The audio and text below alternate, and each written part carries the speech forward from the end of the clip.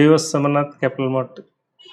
So last செஷனில் யூஎஸில் வந்து செம்மையாக வந்து மார்க்கெட் நல்லா அப் ஆகி முடிஞ்சது. காரணம் வந்துட்டு இன்ட்ரெஸ்ட் ரேட் வந்து கட் பண்ணுவாங்க அப்படின்ட்டு. அதை தான் வந்து ட்ரம்ப் வந்து ரொம்ப நாளாக ஸ்ட்ரெஸ் பண்ணிகிட்டே இருந்தார். ஒரு ப்ரெஷர் கொடுத்துட்டு இருந்தார் ஃபெட் சேர்மனுக்கு. ஸோ இப்போ வந்து கிட்டத்தட்ட அது ஆறு மாதிரி ஒரு இதாக இருக்குன்னு சுச்சுவேஷன். அதனால் பார்த்தீங்கன்னாக்கா பேங்க்கில் சூப்பர் டூப்பராக வந்து அன்றைக்கி டவெல்லாம் போயிருந்தது. அது எல்லாமே சார்ட்டில் பார்க்கலாம்.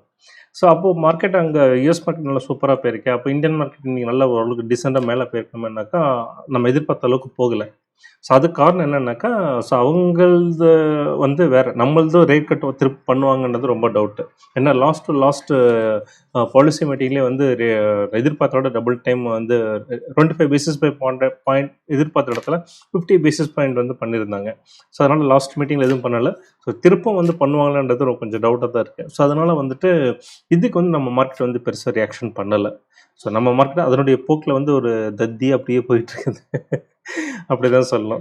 ஸோ இன்றைக்கி வந்து ஓரளவுக்கு மார்க்கெட் நல்ல ஒரு பாசிட்டிவாக முடிஞ்சது. காரணம் என்னன்னாக்கா, நிஃப்டி ஐடி வந்து நல்ல ஒரு சப்போர்ட் கொடுத்துருந்தது.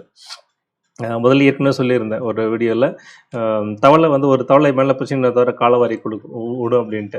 ஸோ முதல்ல பேங்க் நல்லா கொஞ்சம் பெர்ஃபார்ம் பண்ணிட்டு இருந்தது, ஐடி சரியாக பெர்ஃபார்ம் பண்ணல. இப்போ ஐடி பெர்ஃபார்ம் பண்ணுது, பேங்க் சரியாக பெர்ஃபார்ம் பண்ணல. மொத்தத்தில் எவனோ ஒருத்தர் காலவாரி நிஃப்டி வந்து ஒரு இடத்துக்கு மேலே போகிறது விடாமல் வந்து அப்படியே வந்து வச்சிட்ருக்குறாங்க. இதுதான் நடந்துக்கிட்டு இருக்கு.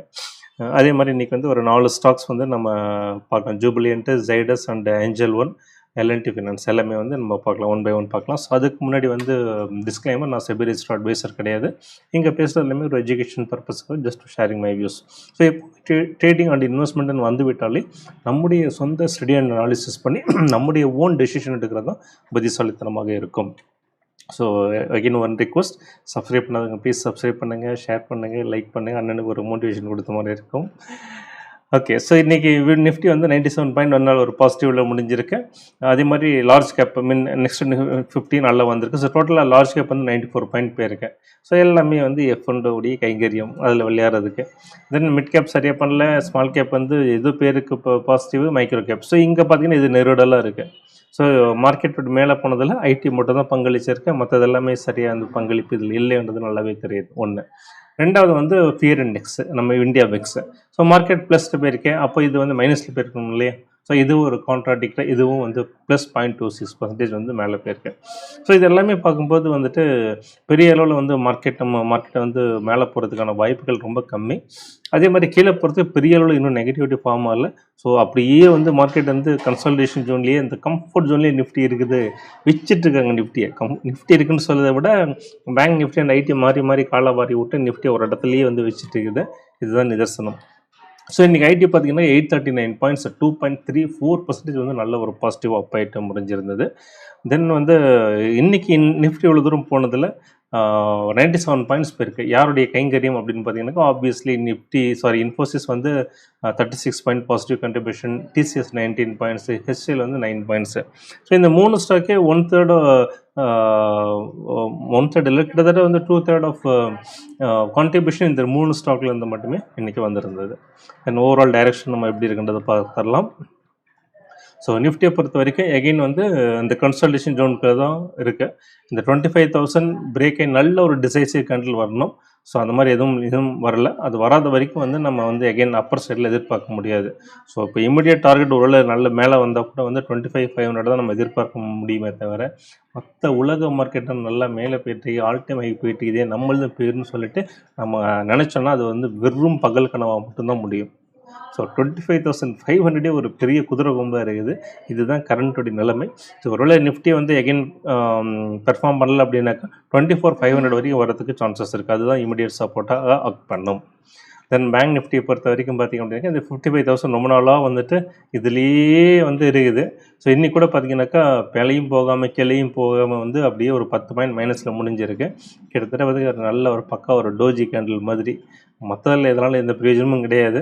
ஒருவேளை இங்கேருந்து ஏதாவது திரும்ப மேலே வருதுன்றது பார்க்கலாம். ஸோ ஐடியை பொறுத்த வரைக்கும் நல்லாவே வந்து மொமெண்டம் கொஞ்சம் கெயின் ஆகிட்டுருக்கு. ஸோ ஏற்கனவே நம்ம சொன்ன மாதிரி 39,000 வந்து இப்போ இமிடியட் டார்கெட்டாக இருக்கும். ஸோ இப்போ பேங்க் பெர்ஃபார்ம் பண்ணதோ இல்லையா, ஐடி வந்து ஓரளவுக்கு பெர்ஃபார்ம் பண்ணும் அப்படின்ற மாதிரி இருக்குது. சப்சிக்வெண்ட் சார்ட்டுடைய இதெல்லாம் பார்க்கும்போது, மொமெண்டம் பார்க்கும்போது ஐடி வந்து கொஞ்சம் கை கொடுக்கும். ஸோ இமிடியேட்டாக 39,000 வந்து அதோடைய டார்கெட்டாக இருக்கும். சப்போர்ட் வந்து 35,000 இருக்கும். தென் நம்முடைய mid and small 400, mid cap 150, small cap 250, இந்த இரண்டையும் உள்ளடக்கி இந்த சிங்கிள் இண்டெக்ஸ் வந்து மிட் அண்ட் ஸ்மால் 400. அது பார்த்தீங்கன்னாக்கா ஜஸ்ட் வந்து 1 பாயிண்ட் பாசிட்டிவில் வந்து முடிஞ்சிருக்கு. அது வந்து ஓரளவுக்கு சப்போர்ட்டுக்கு மேலே தான் இருந்தால் கூட வந்துட்டு மொமெண்டம் இங்கே இல்லை. ஸோ ஏற்கனவே நம்ம பார்த்த மாதிரி வந்து இது வந்து நல்ல ஒரு மொமெண்டம் கெயின் ஆகாமல் நிஃப்டி மேலே போகுன்றது நம்ம எதிர்பார்க்க முடியாது. So immediate support 19,500. பார்ப்போம் சப்ஸ்கிரிப்ட் ரேட்டில் எப்படி இருக்குது அப்படின்றத. தென் நம்முடைய பெரிய என்னன்னு பார்த்தீங்கன்னாக்கா லாஸ்ட் மார்க்கெட்டில் ஜஸ்ட் கரெக்டாக பாருங்கள், இது ஆரம்பிக்கும் போது மார்க்கெட் வந்து இப்போ அவங்களுக்கு ஸ்டார்ட் ஆகிடுச்சு இந்த ரெக்கார்டிங் பண்ணிட்டு இருக்கும்போது. ஸோ லாஸ்ட்டு இதில் வந்து 900 பாயிண்ட்ஸ் வந்து நிஃப்டி நல்லா டவ் வந்து மேலே போயிருந்தது. எல்லாமே டவ், S&P 500 அண்ட் நாஸ்டாக் எல்லாமே பார்த்தீங்கன்னா மோர் தென் 1% வந்து நல்ல ஒரு பாசிட்டிவ். ஸோ எல்லாமே ரீசன் என்னன்னாக்கா அந்த ரேட் கட் வந்துட்டு ஒரு கன்ஃபர்மேஷன் ஒரு கிட்டத்தட்ட அந்த மாதிரி இருந்தது. ஸோ அந்த ஒரு ஹைப்னால ஸோ இப்போ இந்த ரெக்கார்டை ஓப்பன் பண்ணிட்டு இருக்கிறது ஜஸ்ட் இப்போ தான் மார்க்கெட் ஸ்டார்ட் ஆச்சு. பார்த்தீங்கன்னா ஒரு மார்ஜினல் நெகட்டிவில் வந்து அவங்க மார்க்கெட் ஸ்டார்ட் ஆகிருக்கு. பார்ப்போம் முடியும் போது எப்படி முடியுது அப்படின்றது. ஸோ பார்த்தீங்கன்னாக்கா நிஃப்டி வந்து ஃப்ரைடே வந்து நல்ல ஒரு ஆல் டைம் ஹை வந்து நல்லா ரெக்கார்ட் பண்ணியிருக்கு. ஸோ இதுக்கு முன்னாடி பண்ணதில்லை, முதுக்கு முன்னாடி நல்லா ஸ்ட்ரகிள் பண்ணது, இப்போ நல்ல ஒரு டெசைசிவ் மேலே வந்திருக்கு, ஆல் டைம் ஹை ரெக்கார்ட் பண்ணியிருக்கு. பட் இதுவே வந்து S&P 500 பார்த்தீங்கன்னாக்கா ஆல் டைம் ஹை கிட்ட வந்திருக்கு. சுமார்லேருந்து கீழே இருந்தது. ஸோ ஃப்ரைடே வந்து நல்ல மோர் தென் 1% வந்தது வந்துட்டு நல்ல ஒரு ஆல் டைம் ஹையில் எகைன் வந்திருக்கு, ரீச் ஆகிருக்கு, எகைன் பிரேக் பண்ணலை. அதே மாதிரி காம்போசிட் இண்டெக்ஸோட பார்த்தீங்கன்னாக்கா ஒரு நல்ல ஒரு டெசிசிவ் கேண்டில் மேலே வந்திருக்கு. So but what ever it maybe, so எல்லாமே வந்து நியர் ஆல் டைம் ஹை பக்கத்தில் இருக்குது. நம்மளது பார்த்தீங்கன்னாக்கா ஐ திங்க் ஆல் டைம் ஹைலேருந்து ஒரு 5% நம்ம நிஃப்டி வந்து கீழே இருக்குது. ஸோ ரொம்ப பின்தங்கி இறங்கிறோம். இதுதான் வந்து overall scenario. So US market பொறுத்த வரைக்கும் எந்த ஒரு நெகட்டிவிட்டியும் கிடையாது. பாசிட்டிவிட்டி மேபி இப்போ கொஞ்சம் மவுண்ட் ஆகலாம் இந்த ரேட் கட்னால.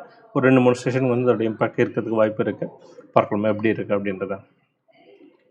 தென் நம்ம யூஸ்வலாக பார்க்குற அந்த 4 ஸ்டாக் F&Oவில் அந்த top 2 gainers and top 2 losers, அந்த வகையில் வந்துட்டு ஜூப்ளியன்ட் ஃபுட் அண்ட் ஜைடஸ் பார்க்கலாம். ஐடியா வந்து ஒரு பென்னி ஸ்டாக்னால இதை நம்ம பார்க்கல.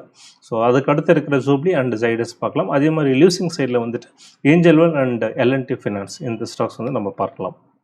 தென் ஜூப்ளி ஃபுட் பொறுத்த வரைக்கும் இது வந்து ஃபுட் செக்டரில் இருக்கிற ஒரு ஸ்டாக். இது பார்த்தீங்கன்னாக்கா நல்லா கொஞ்சம் கீழே வந்தது, நல்ல ஒரு கிட்டத்தட்ட ஒரு டபுள் பாட்டம் மாதிரி இங்கே எடுத்திருக்கு. இது கிட்டத்தட்ட ஒரு டபுள்யூ பட்டன் மாதிரி எடுத்துக்கலாம். ஸோ நெக்ஸ்ட் மூவ் பார்த்தீங்கன்னாக்கா இந்த மாதிரி வர்றதுக்கு வாய்ப்புகள் இருக்குது. அப்படியே வந்துட்டு அப்படியே மேலே வர மாதிரி. ஸோ அப்படி பார்க்கும்போது 720 வந்து ஒரு இமீடியட் டார்கெட்டாக இருக்கும். பார்ப்போம், வெயிட் பண்ணி பார்ப்போம் அந்த டார்கெட் அச்சீவ் ஆகுதா அப்படின்றது. தென் வந்துட்டு ஹெல்த் கேர் ஜைடஸ் லைஃப், இது வந்து ஹெல்த் கேர் இந்த ஃபார்மா கம்பெனி இது. ஸோ இது பார்த்திங்கன்னா நல்ல ஒரு டிசைசிவ் கேண்டில், வீக்லி கேண்டில் பார்த்தா நமக்கு நல்லாவே தெரியும் இன்னும் கொஞ்சம். ஸோ பார்த்திங்க அப்படின்னாக்கா இந்த இமீடியட் டார்கெட் வந்துட்டு 1100 அது இமீடியட் டார்கெட்டாக இருக்கும்.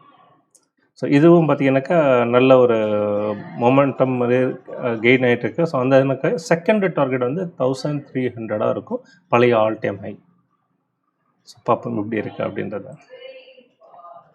தென் வந்துட்டு ஏஞ்சல் ஒன். ஸோ ஏற்கனவே வந்துட்டு இந்த ஒரு டவுன் டர்னில் தான் இந்த ஸ்டாக் இருக்குது. ஸோ இன்றைக்கி பார்த்திங்கன்னா -2.85%, 72 வந்து குறைஞ்சிருக்கு. ஸோ அதோட இமிடியட் டார்கெட் வந்து 2400 இருக்கும். ஸோ இது வந்து ஏஞ்சல் ஒன்னுடைய டவுன் சைட் டார்கெட் இது. தென் வந்துட்டு L&T ஃபினான்ஸ். ஸோ இது பார்த்திங்கனாக்கா நல்ல ஒரு ஆல் டைம் ஹையில் தான் இருக்குது. ஸோ நல்ல ஒரு அப் ட்ரெண்டில் இருக்குது. ஸோ ஒரு அப் ட்ரெண்டில் ஒரு புல் பேக் மாதிரி தான் எடுத்துக்கலாம். எப்போ வரைக்கும் அப்படின்னாக்கா 2010 வரைக்கும் பிரேக் ஆகாது இருக்க வரைக்கும். ஸோ 2010 ஸ்ட்ராங் சப்போர்ட்டாக ஆக்ட் பண்ணும். ஒருவேளை அது பிரேக் ஆச்சு அப்படின்னாக்கா 170 தான் அதோட நெக்ஸ்ட்டு டவுன் சைட் டார்கெட்டாக இருக்கும். ஸோ இது பிரேக் ஆகலை அப்படின்னாக்கா இந்த அப்சைடு ரேலி வந்து கண்டினியூ ஆகிறதுக்கு நிறைய சான்சஸ் இருக்குது. ஓகே, ஸோ இந்த 4 ஸ்டாக் நீங்கள் வச்சுருந்தீங்கன்னாக்கா நீங்கள் ஒரு முறை ஸ்டடி அனாலிசிஸ் பண்ணி உங்களுடைய ஓன் டிசிஷன் எடுத்துக்கோங்க. ஸோ ஐ ஹோப் இந்த வீடியோ உங்களுக்கு ஹெல்ப்ஃபுல்லாக இருந்திருக்குன்னு நினைக்கிறேன். ஸோ இதோட முடிச்சுக்கலாம். ஸோ நெக்ஸ்ட் வீடியோவில் போவோம். Until then bye, thank you.